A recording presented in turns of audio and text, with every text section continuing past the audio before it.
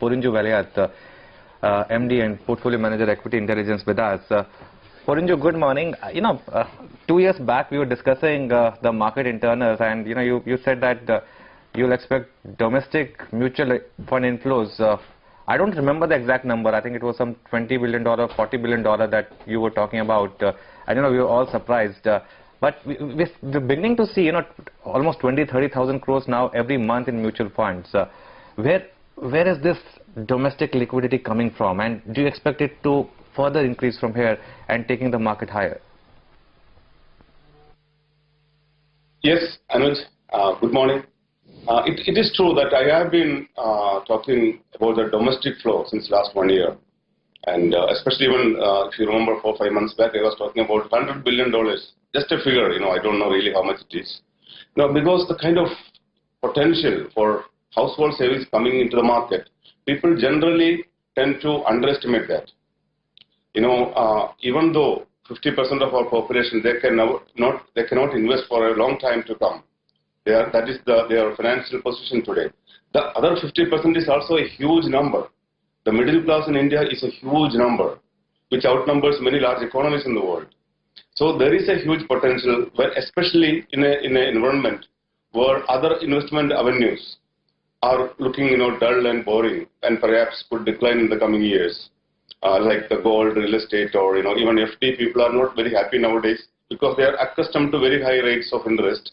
Actually, in fact, the current rate is not bad if you look at the global scenario, and especially when we have got a steady to strong rupee environment. See, this is going to be not for a year or two. We are going to have a strong or steady rupee environment for the next many years, or if not decades. So investors have to rethink. They have to rework their return expectations and the ambitions of making money in the market. Okay. Yes, sir. A fair point. As long as crude behaves itself, I think we have a strong rupee on our hands. Good morning, Porinju. Always a pleasure having you with us. Actually, I want to speak about the Tata Group stocks. I think you were the first to pick up some of those stocks and point out that you would be very positive on some of them. Now, Tata Global has gone through the roof. There are other stocks also which are vying for attention, like Tata Coffee. What's your pick of this entire pack? Yeah, Tata's, I have been in a criticizing mode, Lata, if you remember last year, yes.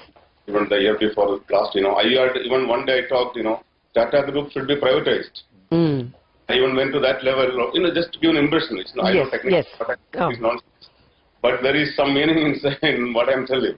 It has to be managed. It was not really managed like a private dynamic enterprise. But we cannot blame anybody. It's such a very large group of business, and they took a very wrong policy of going global and growing big at the expense of efficiency, cost efficiency, or whatever you say, in the many other parameters, which was very important to survive in this world, in a changing world. So now things are changing. That the group has realized they have to focus on their strength, and so I used to always feel, now there was a TCS or a JLR in the group, which have very well created wealth for the shareholders. Now naturally, the group, the people in the Tata Group may be looking for the next TCS or JLR. So that could come only from a consumer business of Tata Group. So that was the reason I have been very, very bullish on Tata Global Beverages and Tata Coffee, and even part of Tata Chemicals. Whatever, they have such a big, huge brand name in this country. It will sustain for next centuries. So there is a huge wealth to be created around that brand, their network, and management, or whatever you can call that. I want to very clearly disclose that I am holding Tata Coffee and Tata Global Beverages, and but I don't have vested interest. I always look for it to grow organically, or market. People normally have a vested interest. I don't know what is the meaning of vested interest. Porinju, a lot of people are asking which are the next managements you are meeting, right? I mean, you recently bought a couple of shoe companies. What's driving that rally, and why did you buy into those? Basically, Anuj, see the variety of themes in India, the segments and the stocks. it is like nowhere in the whole world. Our economy research, I have told this many times. So there are people, generally people have a tendency, investors or traders have got a tendency to go with what is talked about, what is fancied, what some fancied names, some operators buy in the market or investors buy in the market. Actually, investors should be, individual investors especially, should go much beyond. We have got hundreds of stocks in the mid caps and small caps, which are in a turnaround path. So now, Liberty Shoe, which I picked recently, I think I bought some 4% of that company recently, because it was at multi-year lows, near the lows, and it's a great brand. They had some negatives. So people are focusing on negatives, especially when the index is at a high. Actually, even the index is at a high, I'm telling you, if somebody makes their own index today, selecting some 10 or 15 mid-cap or small-cap companies, looking at the changing world and changing India, दोनों important है.